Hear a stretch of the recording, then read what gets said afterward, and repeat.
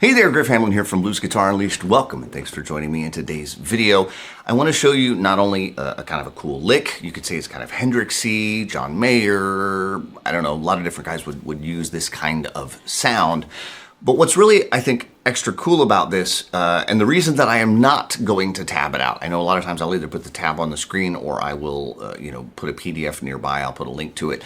I'm not doing that, and I'm doing it specifically because I want you to see the patterns, okay? So please bear with me. It's not super complicated by any stretch, but this is a really cool idea that really demonstrates the connection between some patterns. So, if I was playing in a C, if I was playing a C major, that is what I'm going to be playing. And I want the major pentatonic scale. I can take box 2.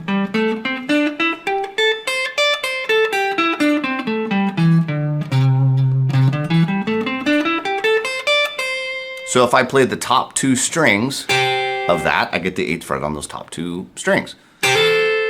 What I'm going to do is I'm going to hammer on to the 10th fret on the 2nd string and then release. Okay? So you should be able to see that. It's in box 2.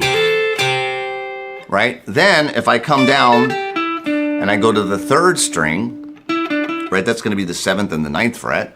I'm going to hold the 7th fret and the 8th fret on the 2nd string, which again, those are in box 2, and I'm going to hammer on to the 9th fret and then release. So I have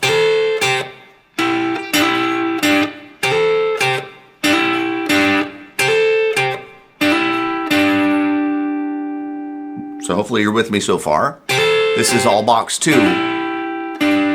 But now, right, if that's box 2, that means box 1 is down here. And I want you to kind of be able to see this chord, which is a C chord. So I've done some of this C chord. Then I'm going to switch over to this C chord, which is also box 1. 8, 7, and then 5 across those next 3 strings.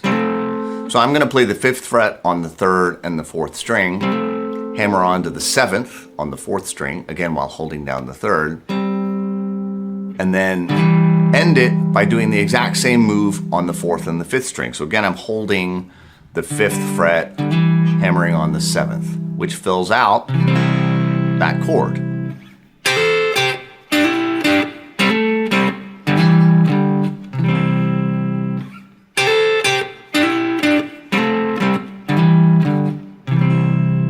And aside from being a really useful lick, it shows you how you can move between identical chord shapes and the boxes contained therein. Well, the chords are contained within the boxes, not the other way around. So box 2, E-shaped chord if you're a caged person.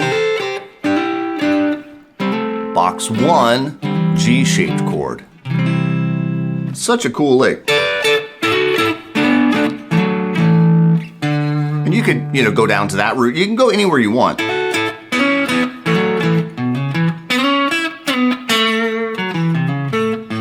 There's a whole lot of different things you can do with it, but it's just a really, really, really cool lick. It's not very hard to play, but it is fundamentally an important skill to be able to do that hammer-on without hitting the string above it. So it's a little bit tricky for some folks. So I hope you give it a try. Again, I'm not going to write it out on purpose, because I want you to see those box shapes. That's a much better way to memorize this sort of thing. It's a great little thing that you can play. If you're just, playing through some stuff and you play an A chord, you can play any part of it and it'll work great, okay? The pentatonic stuff always works over its corresponding chord, and that's a different conversation, but we'll save it for another time. So, as always, I'm Griff Hamlin from Blues Guitar Unleashed. If you have guitar playing friends you think would dig this video, I hope you will share it with them, and I will see you soon. Take care.